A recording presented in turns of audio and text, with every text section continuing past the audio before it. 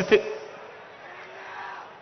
చంద్రబాబు పెట్టిన జన్మభూమి కమిటీల దుర్మార్గం వల్ల అర్హులైన పేదలకు పెన్షన్ దరఖాస్తు కావాలన్నా లంచం, రేషన్ కార్డు కావాలన్నా లంచం, ఇంటి మంజూరు కావాలన్నా లంచం, సబ్సిడీ మీద ఇచ్చే లోను ఆ సబ్సిడీలు సైతం ఇవ్వాలన్నా లంచం.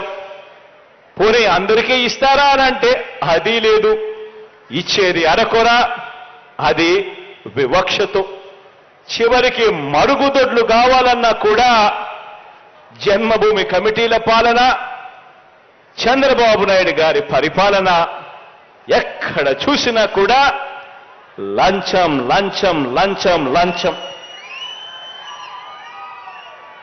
జన్మభూమి కమిటీల నుంచి మొదలెడితే చంద్రబాబు నాయుడు దాకా కూడా ఇదే కార్యక్రమం. ఒకవైపున లంచం తీసుకోవడం, మరోవైపున కులమని, మతమని, వర్గమని, పార్టీ అని ఇవన్నీ చూసుకుని మనుషులను విభజించి పాలించారు. కాబట్టి వారు అర్హులకు కూడా ఎగ్గొట్టిన పరిస్థితులే కనిపించాయి. పెన్షన్ ఇస్తా ఉన్నాం మీ అన్న ప్రభుత్వంలో మీ చేతుల మీద. ఆనాడు ఆ చంద్రబాబు నాయుడు గారి కాలంలో, గత పాలనలో కేవలం 39 లక్షల మందికి మాత్రమే పెన్షన్ ఇచ్చేవారు. అది కూడా ఎన్నికలకు 2 నెలల ముందు వరకు కూడా పెన్షన్ ఇచ్చేది కేవలం ముష్టేసినట్టు 1000 రూపాయలు మాత్రమే ఇచ్చేవారు.